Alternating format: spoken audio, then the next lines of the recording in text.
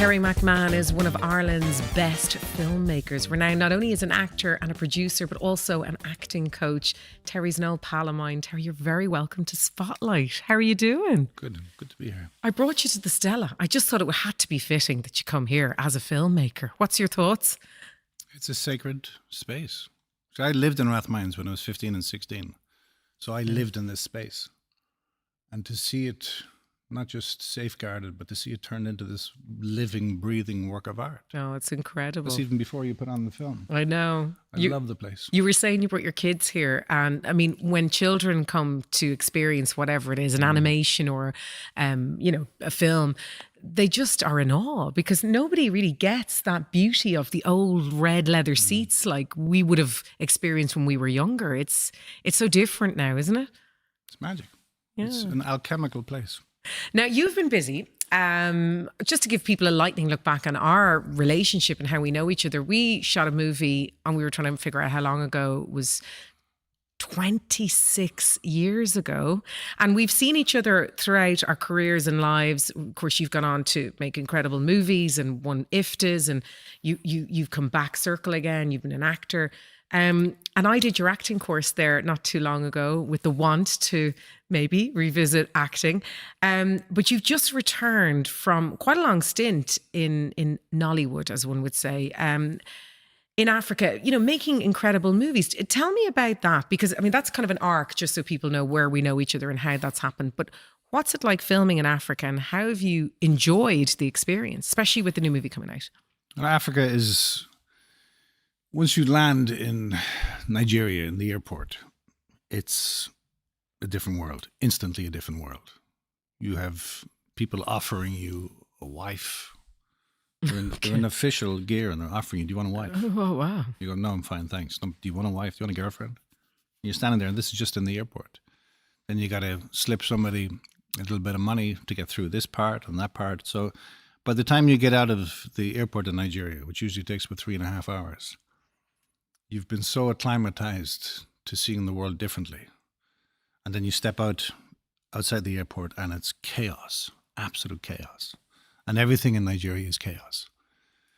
But for whatever reason, maybe it's a gift from the gods, but they also have hope beyond belief. They believe in an interventionist God. They believe that at any moment, things can change completely. How did you film there? I mean, you've done multiple projects over the last few years since I last saw you.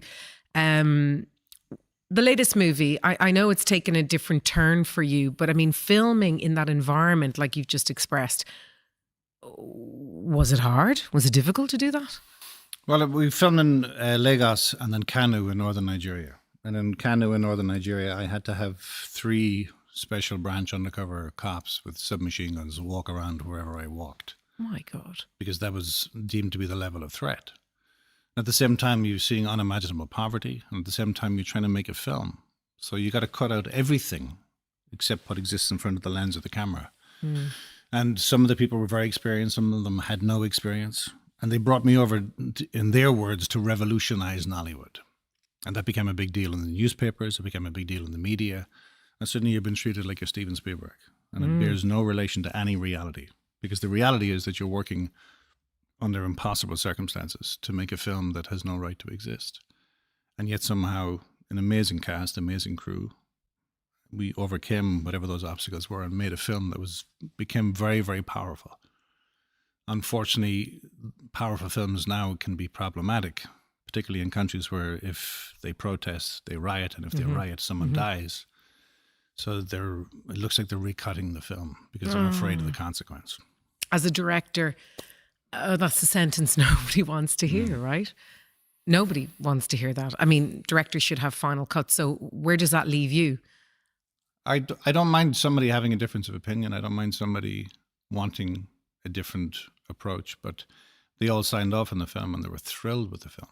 Right. Everybody involved said it was the greatest creative experience they've had.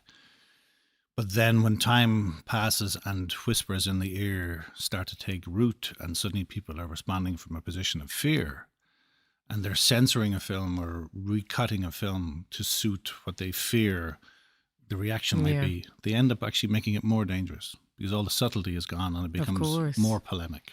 And you know, we're obviously talking about politics here. We're talking about suppression. We're talking about so many of, you know, the historic words that are culminating in making a movie in Nollywood. But for you, the experience must have been thrilling, but also daunting at the same time.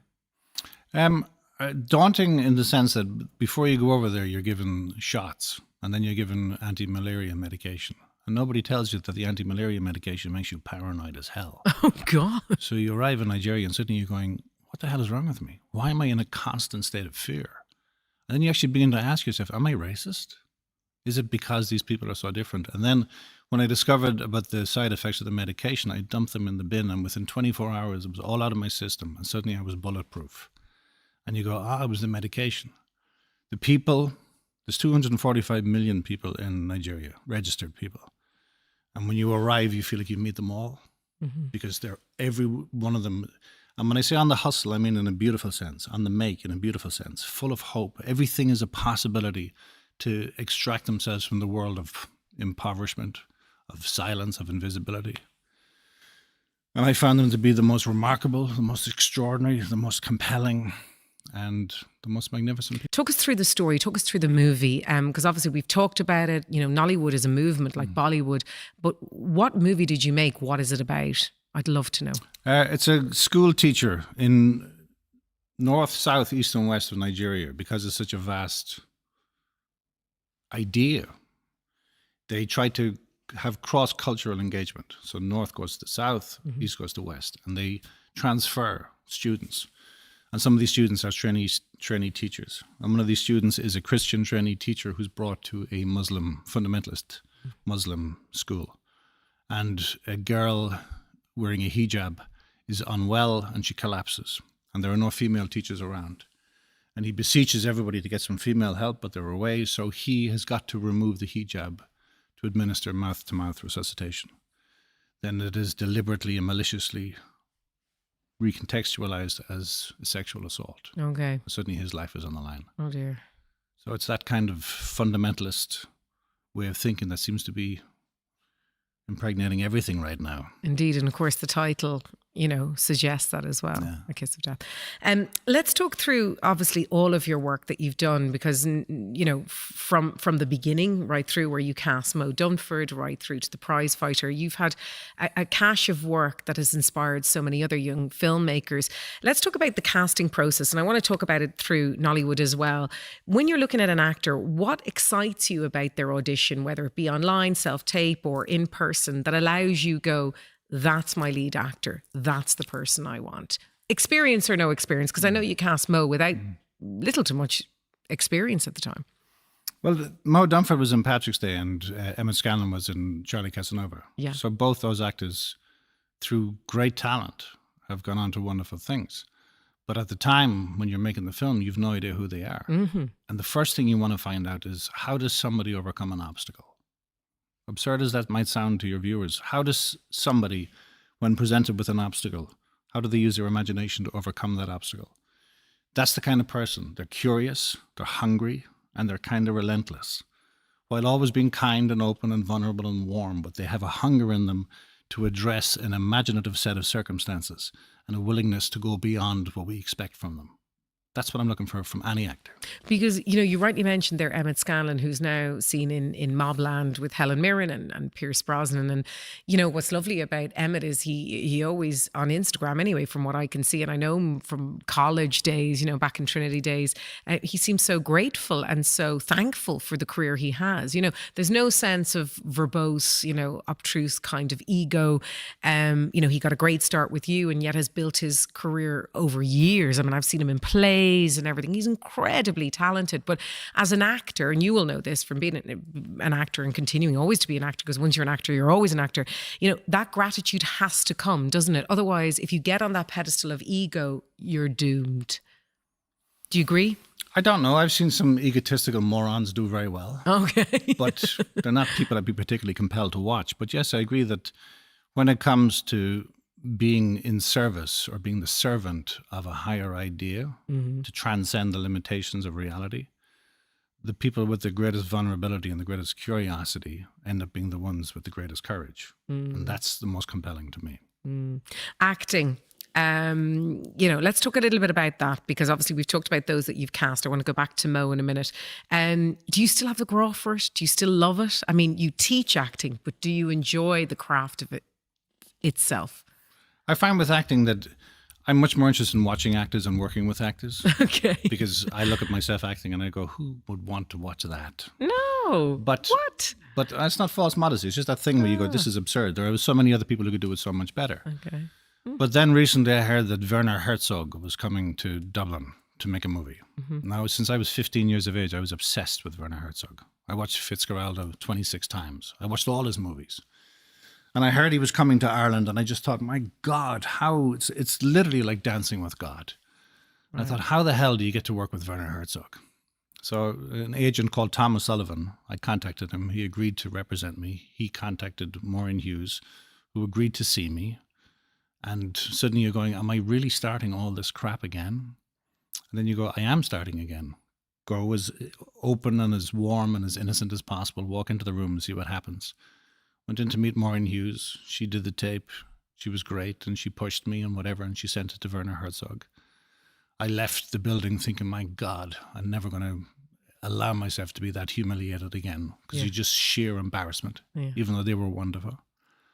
And then I get a call, Werner Herzog wants to cast you. So it's amazing that somebody who's 15 years of age watching Werner Herzog's movies, and then suddenly he wants to cast you in this role. And then I go and I have to meet him and meet the producer, and it is like meeting God. Wow. And suddenly you're on You don't say that too often now. I know you well enough to know you do not say that often. But he's one of the greats of all time in the history of cinema. Yeah. And then you end up arriving on set. Rooney Mara is in it. Kate Mara is in it. It's a great cast in it. And you're standing there going, I don't know what the hell I'm doing here, but somehow Werner Herzog has cast me, so I better do what I need to do. And you spend 72 hours in a state of constant fear and panic in advance. And then you turn up and then you just see what happens. And it could be some of the worst acting in the history of cinema. But it's a Werner Herzog movie, so who knows? Is it the sense of, because when you teach your acting classes, because I was in them, they're absolutely fantastic, by the way. And, it's a couple of weeks where you're invested, not only in script writing, but improv and everything in between. And the guidance you give, it's a month. The guidance you give everybody each week, varies from one week to the next. And there's homework to do, and it's pretty intense. But I would never have imagined you saying that sentence, that you come from a place of fear yourself, because I would always see you, because as a director, so effervescent and confident. Does acting still give you the heebie-jeebies like that? Do you still, is it right to go into a role a little bit kind of, a little bit nervy, right? Because nobody knows it all. But surely anything worth doing should give you the heebie-jeebies, as you call them, including parenting, including everything. But just that idea where you're going, no, have I got this? But then maybe I don't, but I'll go do my best anyway. But I think the idea, absurd as it might sound, I think the idea that if we are all servants in pursuit of something that is transcendent, and we use structure and form and the history and the legacy created by extraordinary people before us, but the imaginative leap to become something new, then we have got to be humble in a truer sense of the term to do that. That's true. And part of that humble quality is to go, not only do I not know everything, it's imperative that I have the courtesy to recognize that maybe not knowing what happens next is where the magic might exist. And that to me applies across the board. The older I get, the more I realize that definitives, reductionist ideas are damaging. They create weight. Whereas having no idea what might happen next, but having the courage to go into that unknown place, that to me is where the magic and the alchemy begins.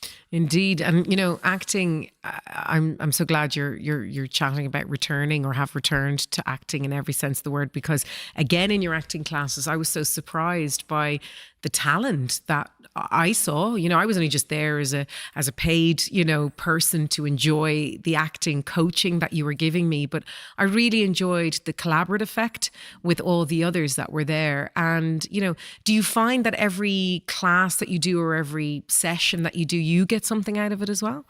Well, I think the idea of walking into a room with maybe 12, 14, 16 people, and they're all strangers, and they've had the courage to leave their bedroom and come there that first night.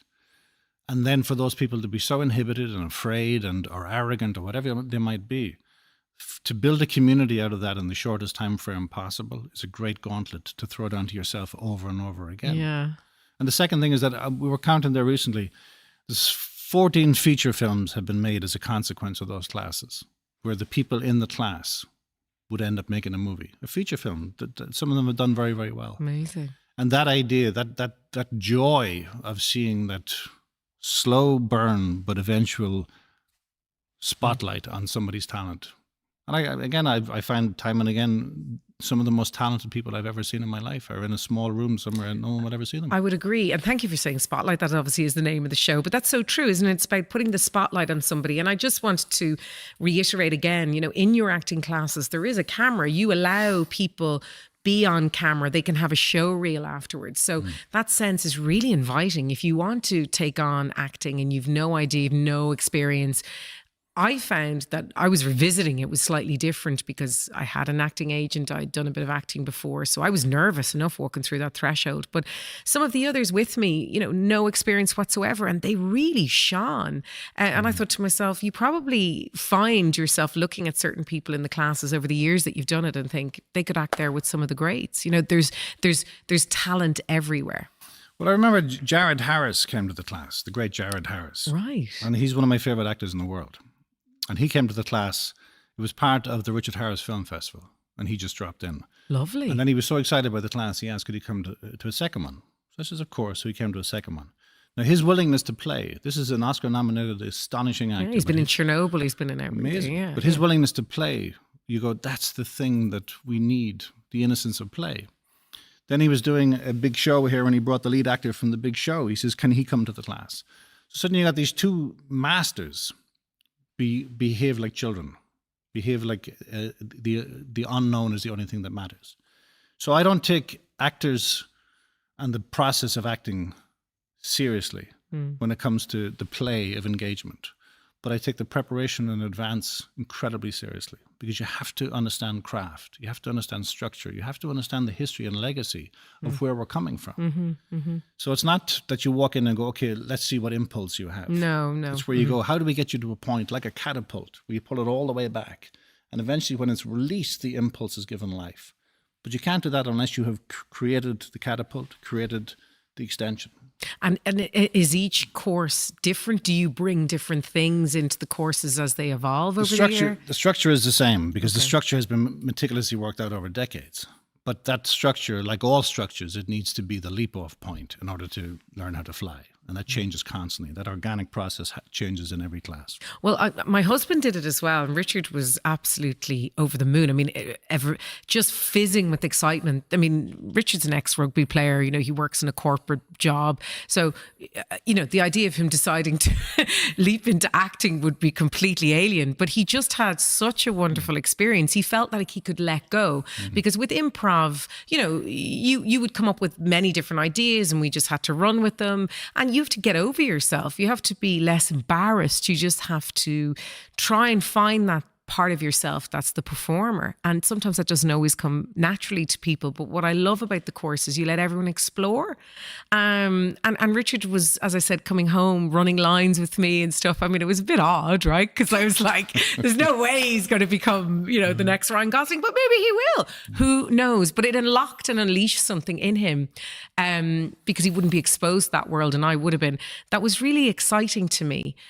Do you find that people coming up to you saying they love the course, they loved playing with something that you're giving them as well? Because, you know, maybe people have been bought the courses for Christmas or they have an interest or whatever. How does that play out? I do have, there are certain people who do the course twice a year, every year, and have done for Really? 10, 12 years. Really? There are other people who do it every couple of months. There are other people who do it once a year. Yeah. Then there are other people who call me at 4:00 in the morning and say, I finally understand it. And you go, it's 4:00 in the morning. Do I care? You seriously don't take those calls, do you? What I teach is form and structure. And form and structure is the greatest tool you can possibly have in order to overcome. You talk about embarrassment or fear. Fear and embarrassment are not just inevitable, they're kind of necessary. And this idea of confidence, I never understood why confidence was elevated to the top of the hierarchy of capacity. Morons can be incompetent. Morons can be confident with their incompetence. Yes. And the arrogance of incompetence is something I see all across the board. So I not Never only a true word said, yeah. But not only does it not bother me if someone is inhibited or if somebody is afraid or shy or doubts themselves, immediately that endears them to me, because immediately I go, okay, there's life in them. Now, how do they overcome the obstacles to get what they want? That's where the imaginative spark takes place. And no matter how experienced or inexperienced you are as an actor, the same fundamental idea of the imaginative impulse to overcome an obstacle becomes as exciting now as it was 30 years ago or 30 years from now. So, Terry, you're in the middle of the classes at the moment. They run all through the year, but I know people are going to be screaming, ask them, how can we get to you again? How can you be part of the classes? Just go into dublinactingclasses.ie. And that's it?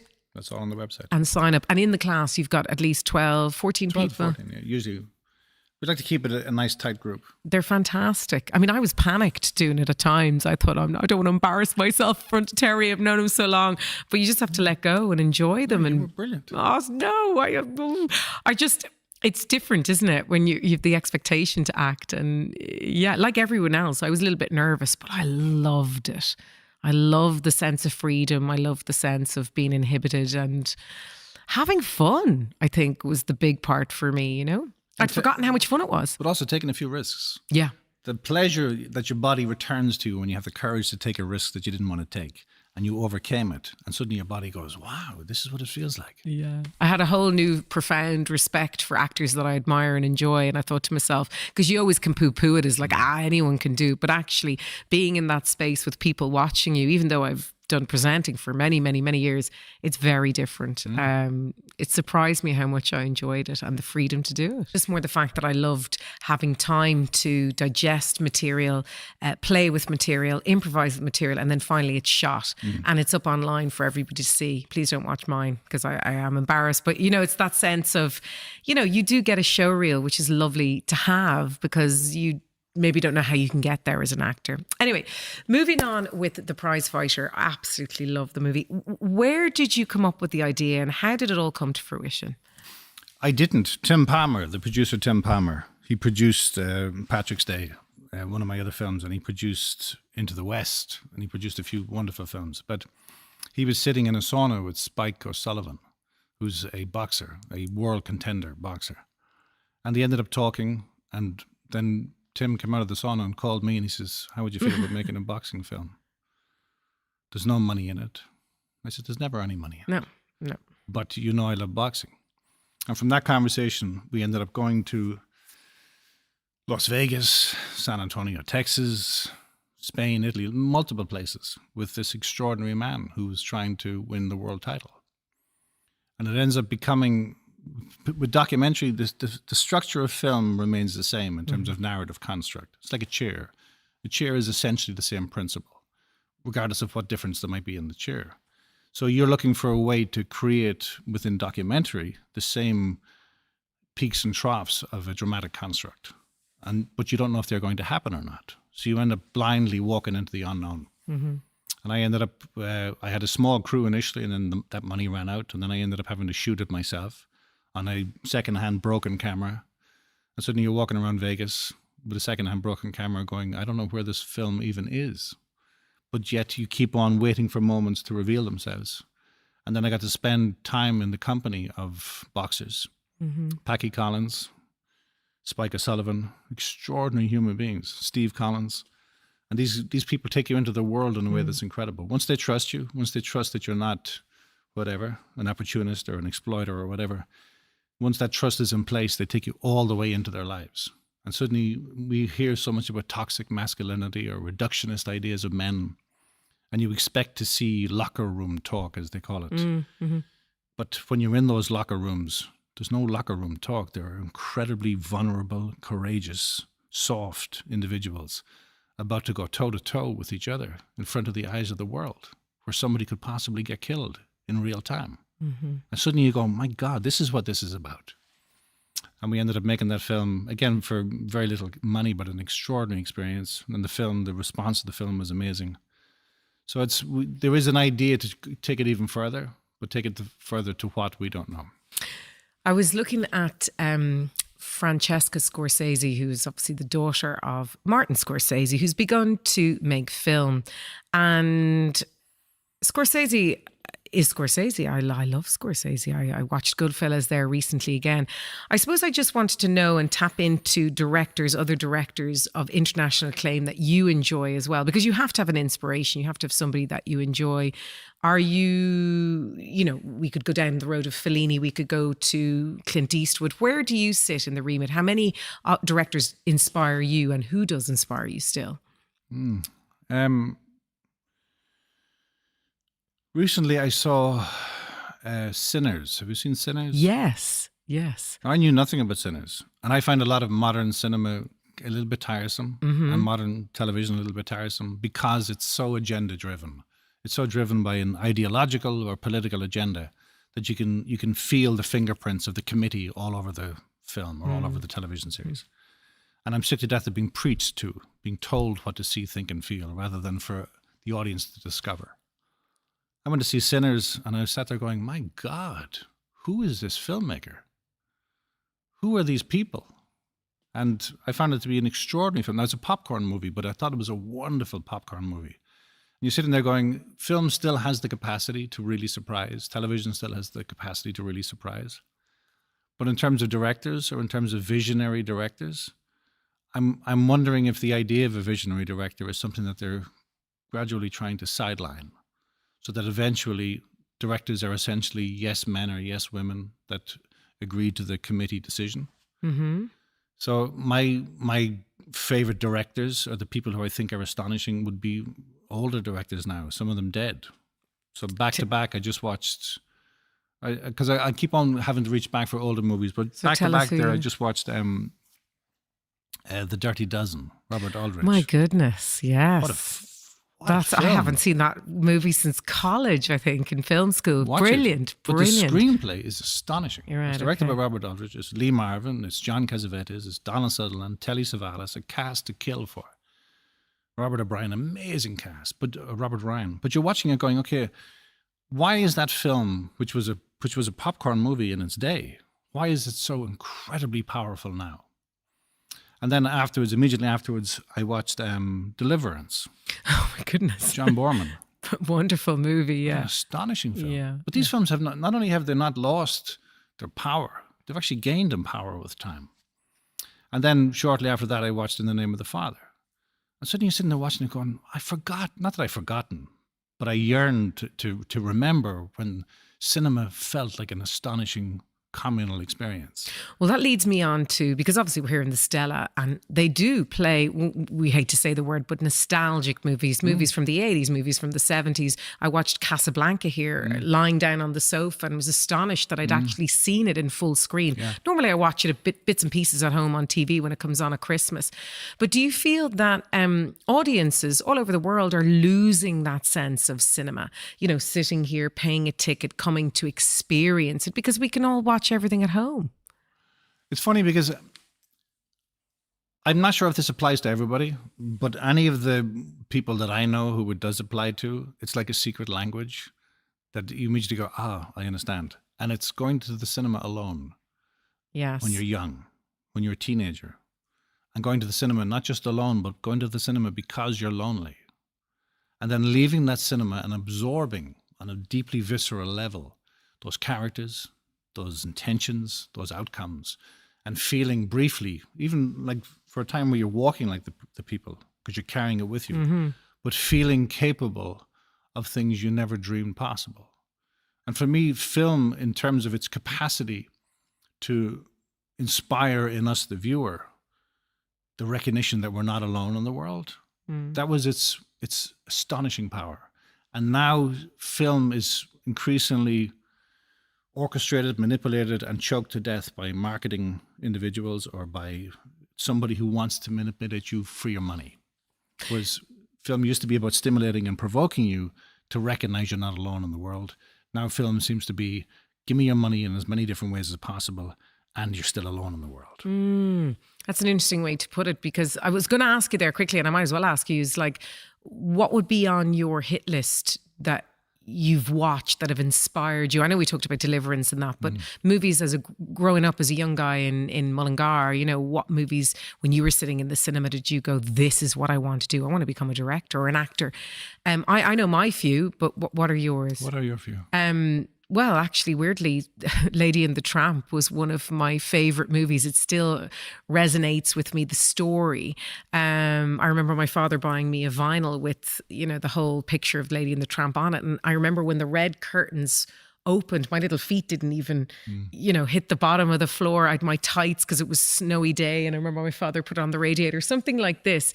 And when those red curtains opened, I thought, I didn't even know what I was going to see, but I was already in love. It was so seductive. So for me, it began with the love of Disney. You know, Mary Poppins came next, Willy Wonka and the Chocolate Factory, all of those. As a young girl, I said, this is what I want to do. I want to be in entertainment. I want to be in film. Like, what was it for you? It's amazing you mentioned Willy Wonka and the Chocolate Factory. Right. Because I'm a lifelong obsessive fan of Gene Wilder. I don't think he gets the respect he deserves. No. Because he's seen as a comedy actor, whereas he's so much more than that. But I remember going to see E.T. in the cinema. Oh, wow. And you're in a packed cinema and E.T. is dying or dead and the boy is crying and you're sitting there, tears spilling down your face and you're going, oh my God, what am I doing? It gets me every time. But you're in a state of shock. Oh, yeah, absolutely. You can't believe you're behaving this way in public. And then you try to peer around and everyone else is sobbing their heart out and snot's coming out of their nose and you're going, what is this? Like, this is what religion is supposed to be. Yeah. But yeah, those kind of films... but they're special movies. They stay with you for days and weeks afterwards. Sometimes for years. a lifetime. Yeah. Because I remember recently with my father, I rewatched On the Waterfront. And again, I was stunned at just how powerful and visceral the film is. And there's a part of you, at the time you're just experiencing it, but then you go, okay, with a bit of time passing and a bit of retrospective knowledge acquired, you suddenly go, I understand how it was crafted now, finally. And rather than that diminishing your appreciation for it, it just escalates it further.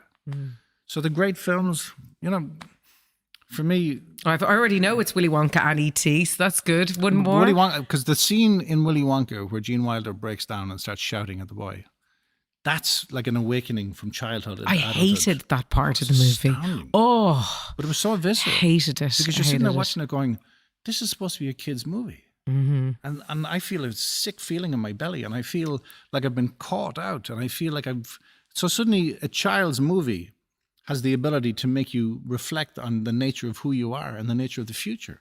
Like that's how powerful cinema is. Are you going to make children's movies? I've just popped that into my head. I mean, considering we're talking about this, would it be something you'd like to do? You've got 5 kids, so, you know, I should have been less busy making children and more making kids' movies. I'd love to make a kids' movie. Again, I think it would be brilliant. I've whatever has happened, I've got a bit of a big mouth and I've questioned a few things politically in our country and I've been involved in some activist action and all that kind of stuff to house our homeless with Home Sweet Home and all those types of things. So suddenly you become persona non gratis across the board. But in terms of the films that you make for nothing, those are the films that I've made. But I would love to make children's films. But I would love to make children's films the way... Did you ever see The Witches? Yes, the Roald Dahl. Yes, well, it's an old one now, but of course Angelica Houston was in it. It was Nicholas Roeg. They got Nicholas Roeg to direct it. It's Nicholas terrifying. Roeg it's terrifying beyond belief. It's shattering. Yes, but it's a masterpiece. Yes.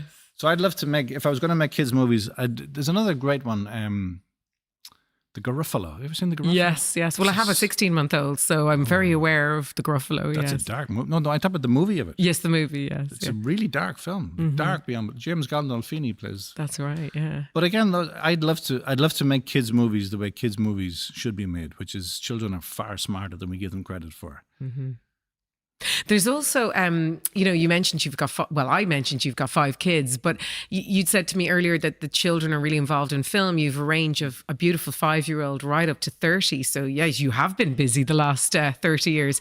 But do your kids take inspiration from you? Daddy's an actor, daddy's a producer, you know, he's not, you know, he's an IFTA winning scriptwriter and obviously your time away in Africa. Have they kind of said to themselves, I want to do that. That's what I'm interested in as well. Or have they decided, no, thanks, I don't want to be part of that industry? No, I'm daddy deadbeat to them. Daddy deadbeat? My daughter. What does that mean?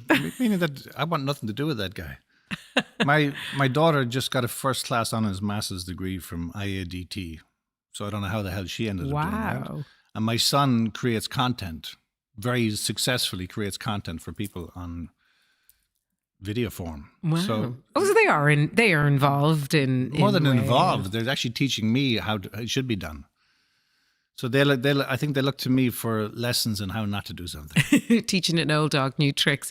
And your beautiful little 5-year-old, I mean, how do you introduce her to the world of cinema? Because you rightly said, and I agree with you, you know, I love Tim Burton. I love so many other directors that indulge in new methods. CGI would not be my favorite, but, you know, bits and pieces. How do you introduce a young eyes to the world of cinema and what that means now? Because it's very different when we were growing up. What does she like to see, and how do you explain to her what it is?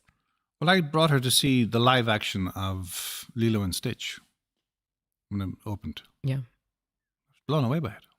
It's a wonderful movie. So well made, so beautifully executed.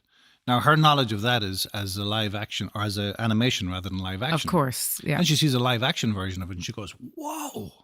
And suddenly her capacity to expand what she thinks is possible increases exponentially to the point where she's going, this is what it feels like. Mm-hmm. So she loved it. In terms of, you know, we're all existing in a realm now where we can't differentiate illusion from reality anyway. Mm-hmm. We don't know what the hell is real. So for kids, I think the one thing that you got to anchor them in is that if the ethics of the film, and not the morality, or not the politics, or not the polemicism, or not the propaganda of it, but if the ethics of a film come from a place that is exploring how we are capable of becoming extraordinary ourselves, then that's a great place to start from. If a film is coming from a place of manipulation or exploitation or propagandizing, then it's a terrible place to start from. Mm-hmm. So I tried to introduce her to great films that exist, that have some ethical base. Well, we'll have to do a second podcast to find out what they are. Terry, we have to wrap it up, sadly. We're nearly at our finishing line. But I suppose, aside from all the work that you do, you know, there's future endeavours always to come. What would you like to do next? You're always looking for the next venture. And obviously, as a film director, it's always on your mind. What would we be privy to for next?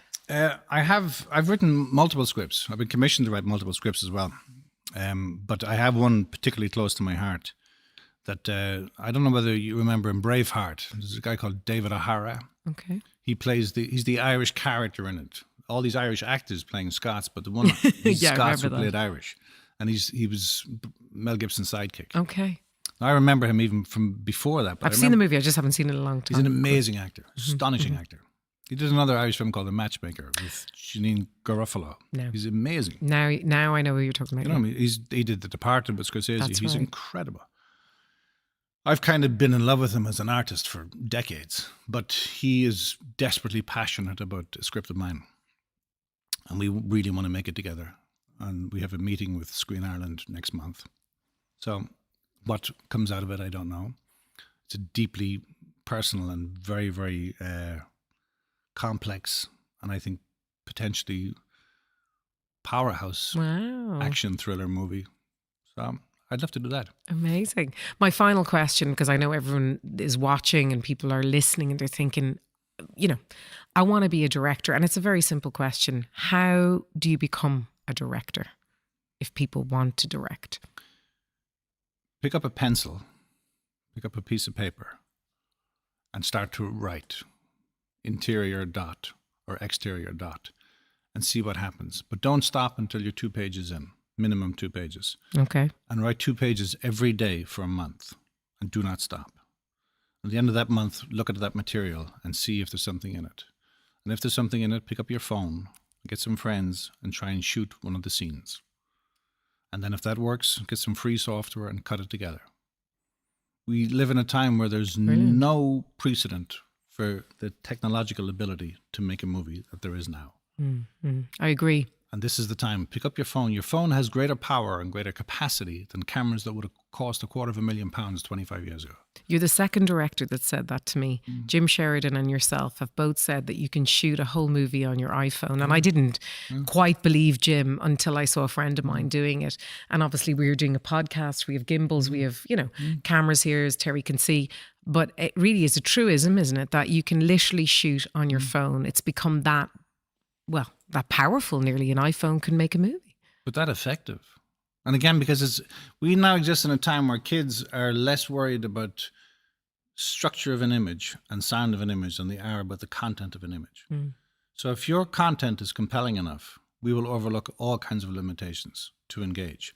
If your content is not compelling enough, it doesn't matter how beautiful it looks or how much money was spent on it. So these 3 cameras here, there's more than enough here to make a film, an extraordinary film, a film that could be screened to a vast audience in the Stella cinema.